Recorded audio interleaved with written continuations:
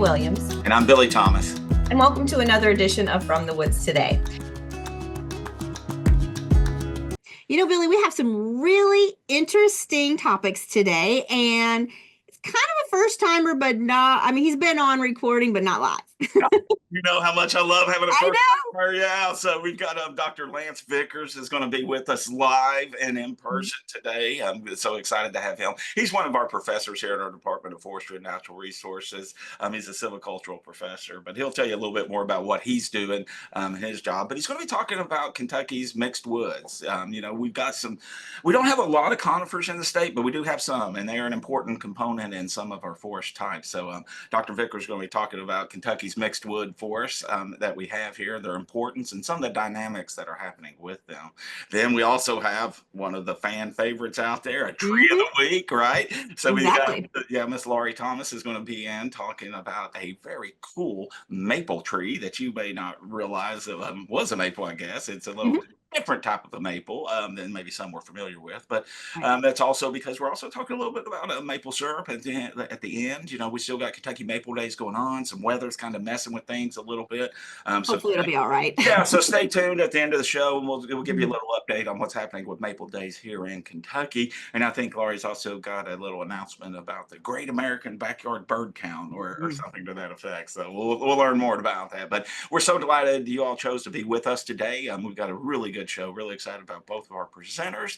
If you have any questions for Dr. Vickers or Laurie, please just use the chat function. And if you are on YouTube or you're a podcast listener, thank you. But you can contact us via email at forestry.extension@uky.edu, and we can get back to you that way. But delighted to be with you on kind of a little soggy day here in Lexington, Kentucky right now. A little bit, yeah. Snow, rain, snow again. It's just kind of it's the season, right? It's the season, exactly. That's one thing we can't really control. So let's roll with it.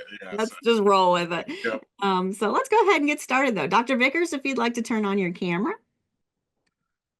Greetings, Dr. Vickers. Hey. Welcome to the show. I know you've been on here recorded before, but we have you live, and we greatly appreciate you being on. Very excited. I'm excited to be here.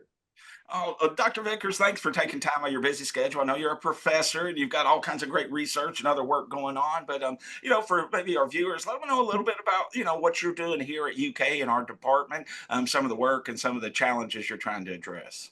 Yeah. So I'm Dr. Lance Vickers. I'm the assistant professor of forest dynamics and management here in the Department of Forestry and Natural Resources, and a lot of my research focuses around trying to understand how our forests are changing through time and understand what the trends that we see today mean for the forests that we're going to have in the future, and make sure that we have the sort of forest types and quantities and products that we get from them that we might want in the future. So really trying to understand really just how things are changing and how we might tweak those one way or the other to be sure we still can rely on our forest for all the great things they provide for us. Yeah, that's so important. And, and I could give everybody a great example of some of your work. You did a lot of work getting us going with the White Oak Initiative, right? Kind of understanding that and what's going on with that. So, I think many of our viewers are quite familiar with that kind of effort, but they may not have known that you were kind of a key part in kind of helping reveal some of the situation that's going on with White Oak and across its range.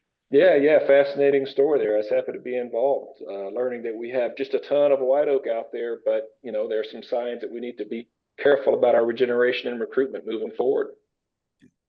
All right. Well, again, thank you for being with us today. Really, I'm looking forward to your presentation. If you want to go ahead and start sharing your presentation. Sure. All right. Well, I'll just dive right in then. Happy to talk today about Kentucky's mixed woods forest and how they're really an unrecognized asset in the state. So before we really talk about what a mixed wood is, just a quick botanical refresher in case, maybe you need your memory jogged. We generally have two different types of trees in the woods around here. We have softwoods and we have hardwoods. And softwoods, some common ones that you may encounter: pines, hemlock. In other parts of the country, spruce, firs, junipers, which is actually what we call red cedar, and then true cedars and some others. On the hardwood side of things, we know those are oaks and hickories and maples and magnolias and dogwood and sourwood and many, many, many others. Softwoods, you might recall from, I don't know, your high school biology class or something, they're known as gymnosperms, which means naked seeds, which means they don't really have any flowers or fruits. They produce cones and seeds. There's some differences in their physiology from hardwoods. Softwoods conduct water through tracheids. And we know, of course, that softwoods are typically evergreen, although there is an exception. A species like bald cypress will actually lose its leaves during the winter, although it's a softwood. On the other hand, on the hardwoods, we call those angiosperms, which means container seed from the Latin. Those produce flowers and they fruit. Their seeds are contained in a fruit. Again, they conduct water with vessels as opposed to tracheas like softwoods. And we know that, of course, hardwoods are typically deciduous. They lose their leaves in the winter. And sure enough, there's an exception to that as well. Think of holly. It's a softwood, or excuse me, it's a hardwood, but it will not lose its leaves. It will stay evergreen. So then what is a mixed wood forest? A mixed wood forest is one where we have hardwoods and softwoods, or if you prefer, broad leaves and needle leaves, or deciduous and conifers, go by different names, but hardwood and softwoods growing together where neither one of them is more than 75 to 80% of the forest. I've got this schematic here that sort of gives a sense of what it is. If you move from left to right, you have differing degrees of softwoods versus hardwoods. Of course, if you have all pines here, or these Christmas tree sort of pictures we have going on here, you're in a pure softwood stand. And as you add a little bit more of the hardwoods to that mixture, you move it to a mixed wood. But then you can go all the way to the other end of the spectrum there and have only hardwoods. And then you're in a pure hardwood stand. So these mixed woods are where hardwoods and softwoods are growing together in some mixture where none of them is more than 75 or 80%. And these mixed woods can have some advantages. There are some benefits to having a mixed wood forest. And it sort of comes back to that old adage of, you want to diversify your portfolio if you're thinking about, financial investments, or if you're thinking about gambling, sort of hedging your bets. There is some benefits to not having all your eggs in one basket. And so what we find in mixed wood forest is there's usually a high degree of structural and functional diversity, meaning we have a broad range of shade tolerances, a lot of different growth rates and growth habits. The trees are different shapes. They grow towards different sizes. And there's lots of differences in how long they might live. And in many cases, what we found as we've started studying mixed woods really across the eastern US for sure, is that mixed wood forests can have enhanced resistance, resilience, and some greater adaptability to disturbances and changes in conditions. For example, in some cases, scientists have found that mixed woods can reduce wind throw and storm damage, which is really interesting to me as we've gone through the various weather events in and around Lexington over the past couple of years since I've been at UK, thinking about what that might mean for having trees down. Mixed woods can often be less vulnerable to pests and pathogens because there's just not so much of one species out there. There's a nice mixture. They can improve resource use and enhance productivity, and in some cases can be better suited for droughty conditions. And I want to specify that in some cases business. I don't want to give the impression that all mixed woods everywhere all the time have these benefits, but some do in some cases. And again, work from other scientists have sort of shown that, yeah, mixed woods have this higher order taxonomic diversity, meaning not just at the species level, but all the way back to that basic hardwood versus softwood diversity. They often have higher structural diversity, meaning you have lots of different layers in the forest, different overstory and understory variations there. Mixed woods are often lower in their susceptibility to pests, and they have a higher associational resistance, which basically means, as summarized from this paper by McLean and Clark in 2021, if you're living with unrelated neighbors, you're typically safer because it's harder to be detected and damaged by forest insects. which is generally a good thing. Mixed woods typically have lower pest damage and mortality, and they typically recover their productivity following some infestation faster than either a pure softwood stand or a pure hardwood stand. And another reason why, I think mixed woods are sort of fantastic and are worth thinking about is, maybe this picture speaks for itself here. They can just be absolutely beautiful, especially in the fall. There's nothing like seeing the maples and everything turn colors. But when you put that against that dark green background of those conifers, it really brings out a whole other level. Some of the most beautiful stands I've been in have been in mixed woods. So mixed woods across the eastern U.S. make up about 25% of our forests. And they're really ubiquitous in the lake states in New England. Some work that I did with others back a few years ago, we looked at the northeastern U.S.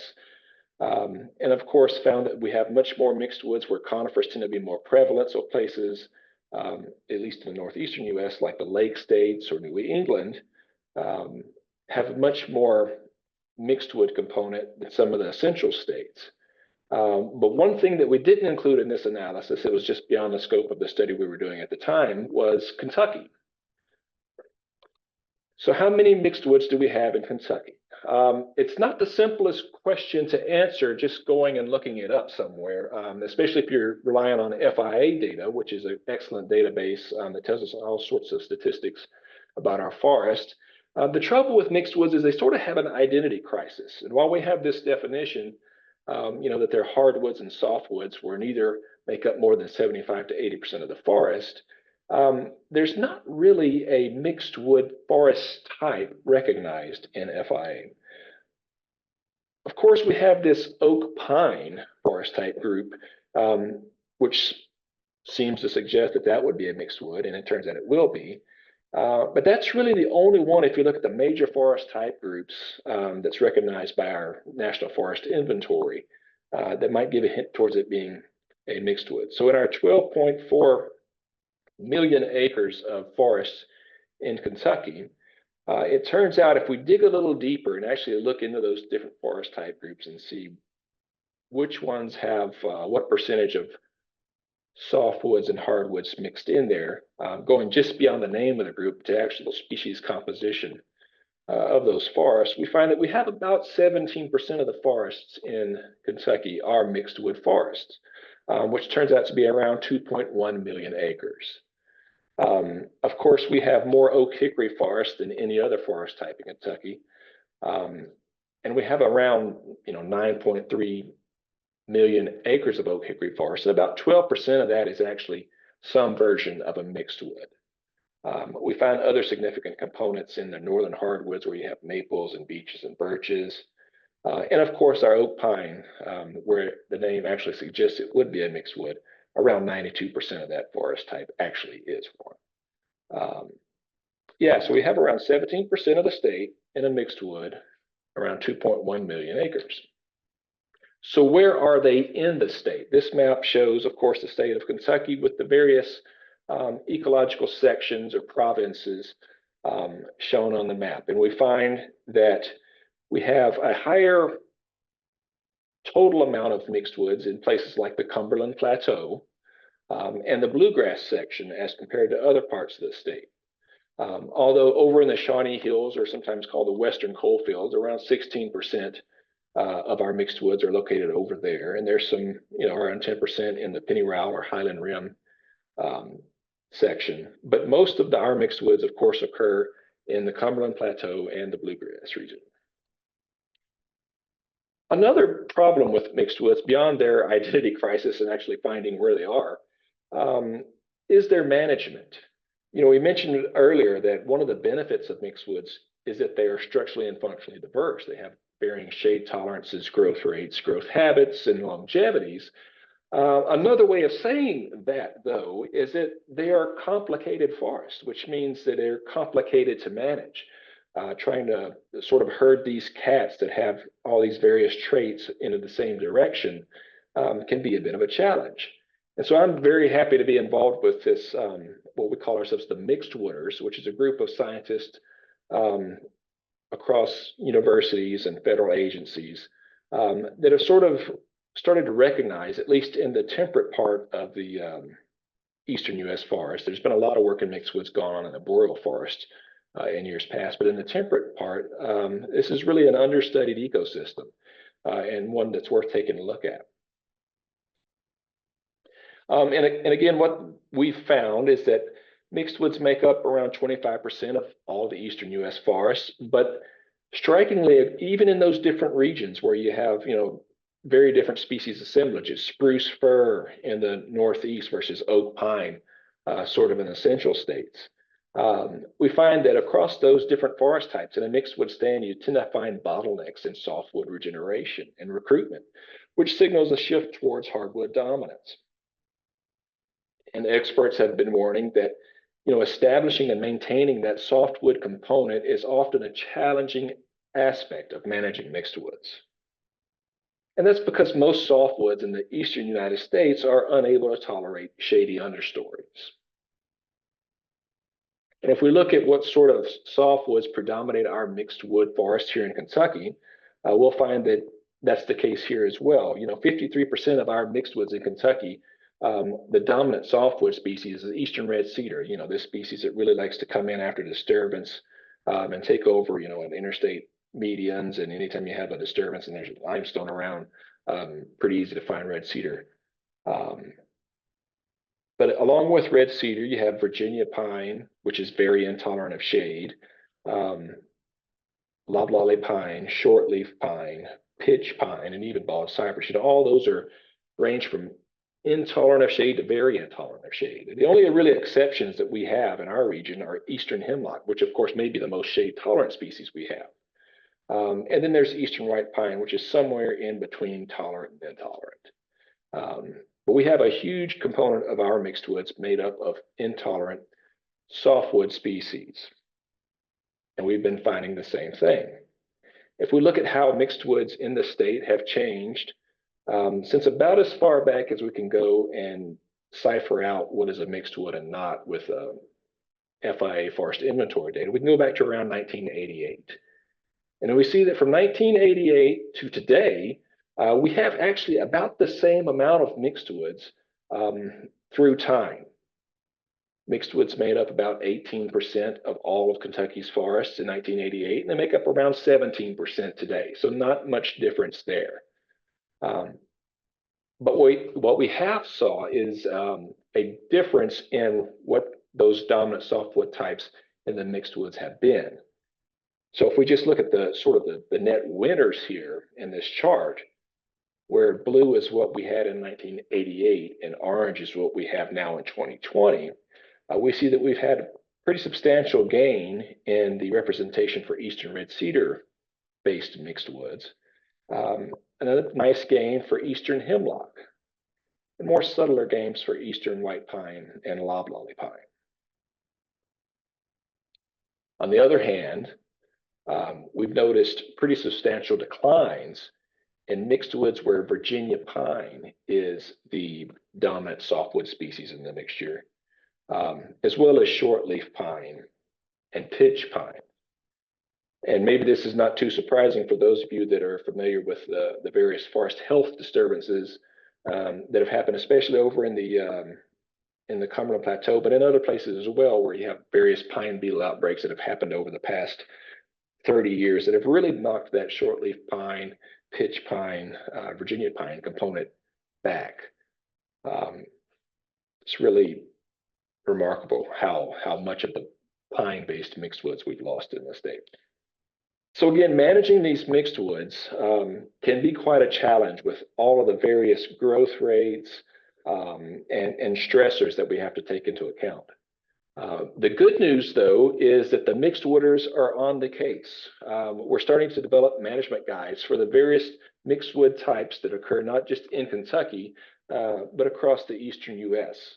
And we're working off this, sort of conceptual idea where if the softwood component typically is the most limiting species, and they have varying degrees of shade tolerance, well, that's going to tell you something about the silvicultural system that you might want to employ. So if you have a species that has low shade tolerance, you're going to want to create more open conditions with your management to favor that species, both the establishment and the recruitment of it.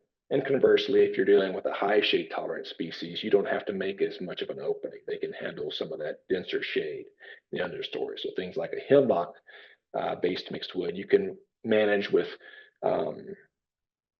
more smaller canopy gaps and things of that nature, versus if you're managing a pitch pine or a shortleaf pine oak mixed wood, you want to think about moving towards a seed tree or shelter wood, or maybe even a clear cut. But it's not that simple. Until we get these management guidelines sort of online, we need to be thinking about, when we're applying our silviculture and applying our management, what we're establishing is regeneration, both during the harvest and beforehand. And it won't work to wait until you want to regenerate the new trees to think about whether you have the seed sources and seedlings in place at the time of harvest. You really need to be taking a look and thinking about that beforehand.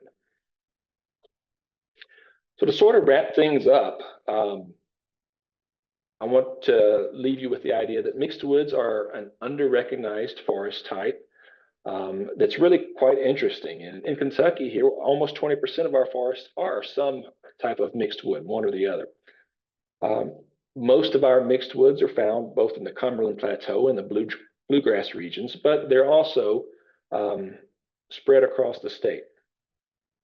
We seem to be losing or have lost many of our acres that were pine-dominated mixed wood types, and we're gaining red cedar mixed woods, which is usually a sign of disturbance. So with that, I'd like to thank you for your time. Feel free to email me any questions that you might have after the fact. Happy to talk about mixed woods with you. And yeah, I'll pitch it to Billy and Renee.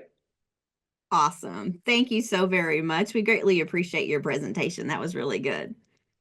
Trying to look to see if we have any. Okay. Billy's having a little bit of technical difficulties right now. No. You can always run down here, Billy, if you want. I don't know what's going on with his computers, but we're having a little bit of issues, so.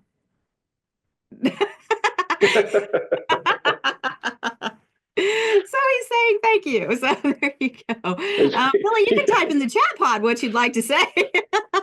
He has no problem being animated. We could probably read his lips. Yeah, just talk really slow and we'll figure it out. But yeah, something happened and his computer, it got kicked off earlier. So, but we greatly appreciate your presentation. And I know I was waiting to see if there was anybody with any questions, but I don't see any so far.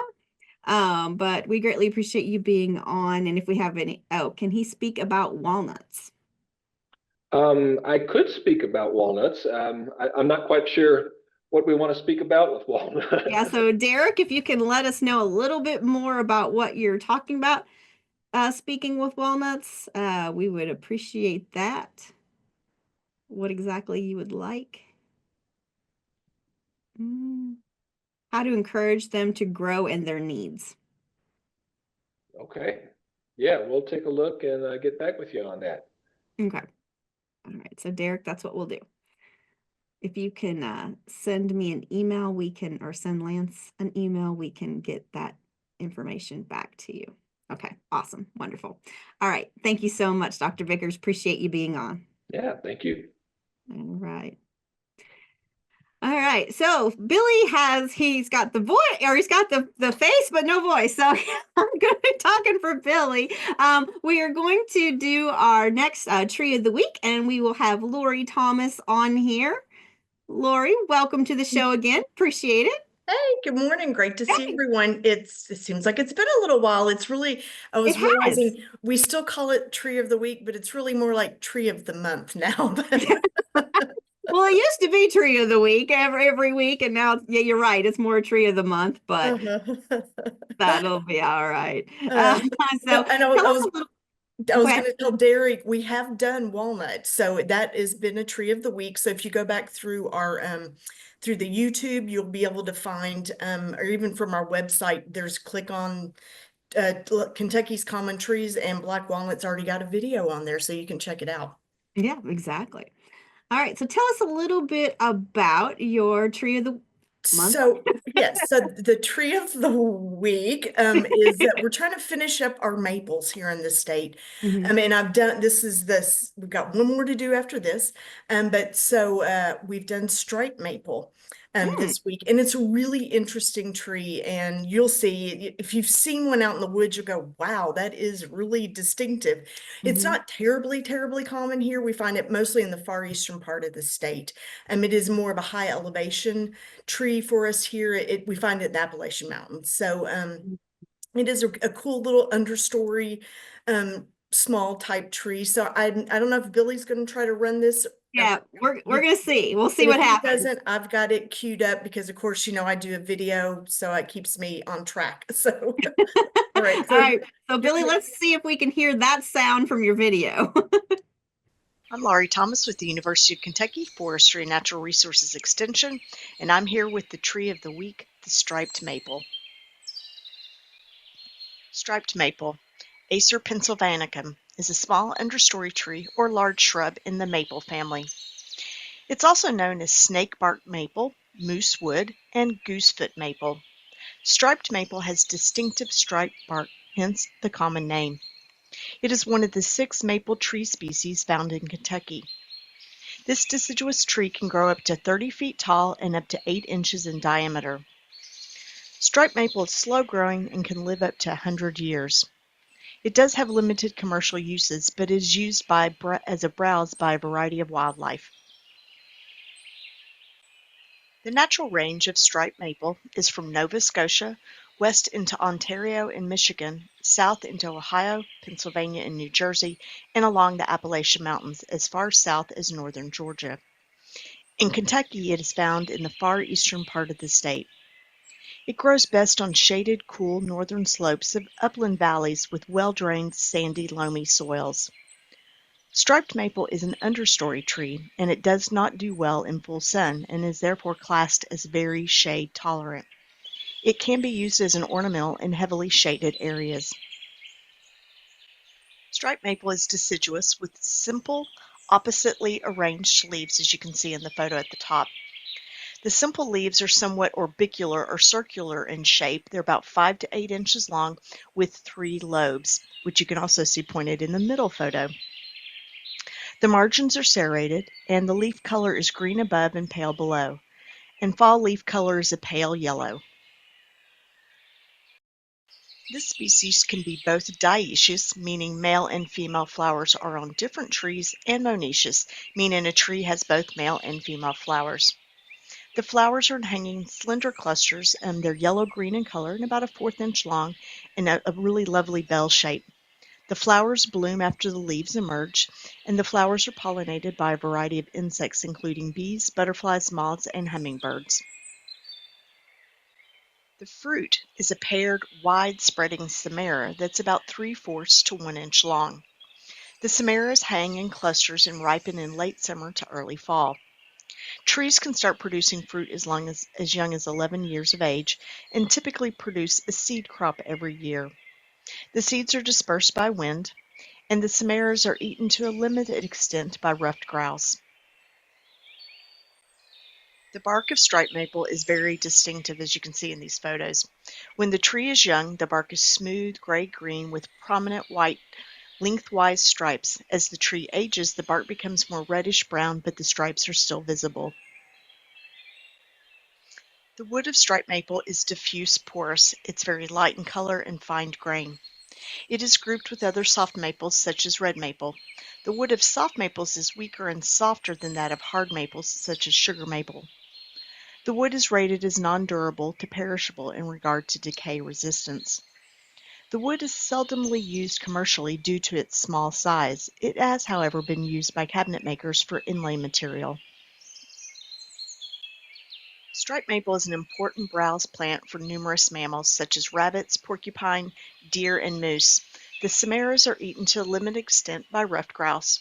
Members of the Acer or the maple genus support the imperial moth larvae, and the flowers are an early spring source of nectar for bees.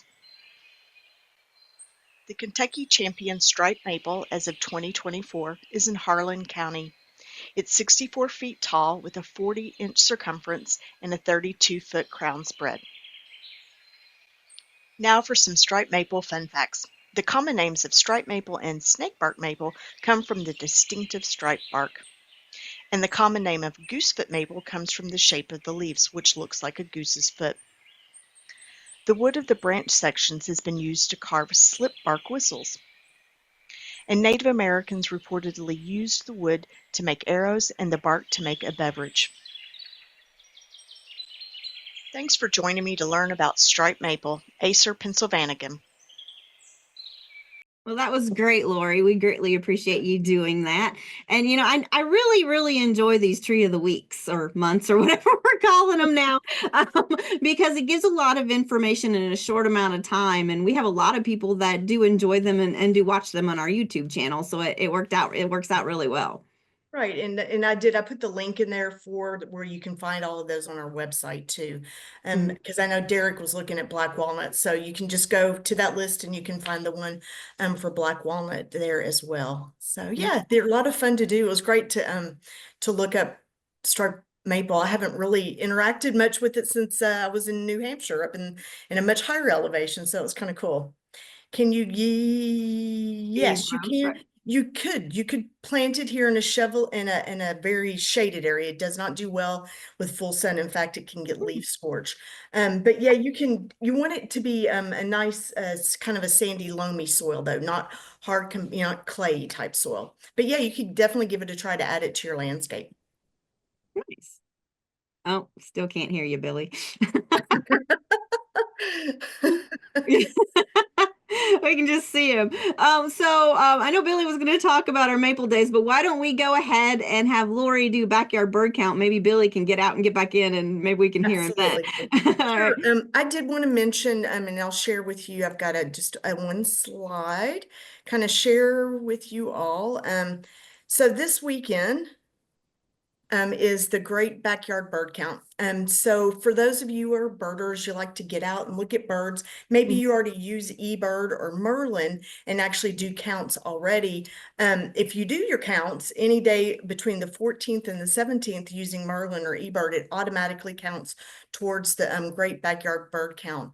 It's a wonderful opportunity just to get out, be in nature, go look at the birds. And then it's very helpful for science, for collecting data. And this is worldwide, this is global. This isn't just, in the States or whatnot. But do check out the website. I'll pop it in the chat too.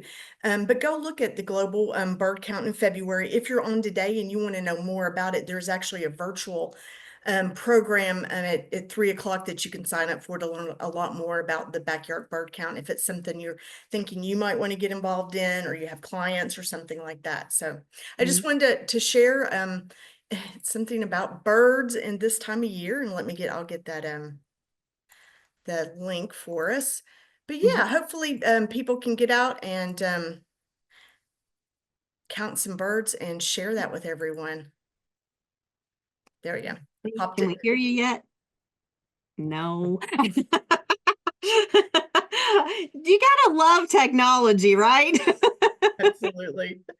All right. So I'll talk a little bit about Kentucky Maple Days.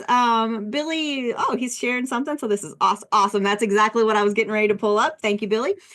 So we have Kentucky Maple Days going on this Saturday, and you can see the different locations there. Hopefully, the weather doesn't rain us out. But you can get a whole bunch of maple syrup products and different things like that, items made with maple syrup. And you can see they're kind of located across the state. So hopefully no matter where you are, there won't be too long of a drive. I think there's 15 different locations. Make sure to check the website before you go though, because some of these places did stuff on February 1st, and some of them are doing it on February 1st and 15th, some just 15th. So you just make sure to look at that. And I think, hey, Billy, if you could just click on one of those. There you can see there, it'll say February 1st, and that one they did cancel due to weather because they said that you literally can't get into their area because it's too soggy. So if you look at, those and just click on one, and you will be able to see like there, if that's February 15th, and it gives you the times. Each place is different. So make sure to check them out. See, that one's like 10 to 1, and the other one was, I think, 11 to 3. So just make sure, that's also on the first, so you can't do that one. Thank you, Billy. So there's different locations, different, places. Some people do the first, some people don't, so just check out this map before you decide to go anywhere. But we definitely wanted to let you know about Maple Days coming on. And they are trying to decide, there might be another day, but we don't know. It depends. We're going to see how the first went and how the 15th will actually go because of the rain. But we will definitely let you know that before our during our next show, if nothing else. But so take a drip this weekend and get out there and enjoy some maple syrup, Kentucky style. All right. Hopefully I did that justice, Billy. I know that I know you had a spiel, but anyway, thank you. So, all right. If you have any questions about Maple Days or the backyard bird count, you can easily type those in the chat pod, and we'll see if we can get those answered for you. But if not, that's what we have for our show today. We do have our after party later on. So if you have any additional questions that you would like to ask Dr. Vickers or Lori or Billy to chat with you, we can do that as well. But don't forget, like, all of those trees of the weeks are on fromthewoodstoday.com, and we can get anything. Yeah, Billy says thanks everyone, and sorry about the audio issues. Technology is lovely until you don't have it. But we greatly appreciate you joining us. If you have any questions, go to fromthewoodstoday.com, and there's a little survey button that you can click there, and you can give us anything you're seeing in your woods, or maybe there's something that you're just like, I don't know what this is. You can also upload a picture to us, and you never know, we might have a show on that. We've done it several times before from people. If you have a show topic that you're just like, I am dying to know more about fill in the blank, then let us know. Yeah, we really, really want to hear those topics. But again, go to fromthewoodstoday.com, and every show that we've ever done is also there. So you can see that black walnut thing you were talking about earlier. So we have a video there. So we greatly appreciate you joining us, and we will see you all next week since there's no more questions. Take care, y'all. Bye. From the woods today. From the woods today.